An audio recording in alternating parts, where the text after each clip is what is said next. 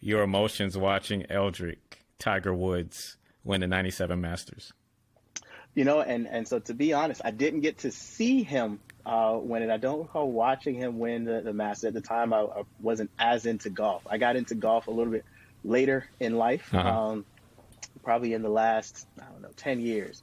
But I would tell you, it was powerful for our culture to be able to see, one of our own play the sport and play it at such a high level. And I tell you, the impact of Tiger over this period of time has been enormous, irreplaceable. When you talk about the attention and the exposure that he's brought to the game, the amount of additional money now that flows through the game, the purses for winning these tournaments, Tiger was a huge part in being able to create that and advance the sport, which I think is awesome.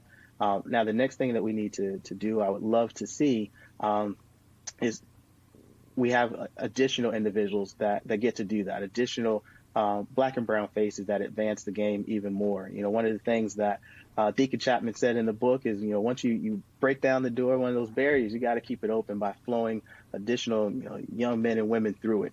And that's what I really want to see. It's so different now compared to back when you had the UGA, which is where a lot of the black players had to play before they could play in the PGA, before 1961 when they had the Caucasian clause. And so you had all these African-American golfers that were able to hone their skills, and when they got onto the PGA Tour, they tore it up. Now it's a little bit cost prohibitive in many cases to be able to play the game at a high level, to be able to afford the entry into some of the tournaments that you have to get into and all of the travel. And so that makes it a little bit more difficult in today's environment. But it's something that has definitely caught the right attention, and I think there's change afoot, but there's still a lot of work to do. Go for it as a whole. That's not something that we're looking to tackle per se. We're not going to get into the teaching and development. We're more going to be focused on the exposure to the game and the opportunities.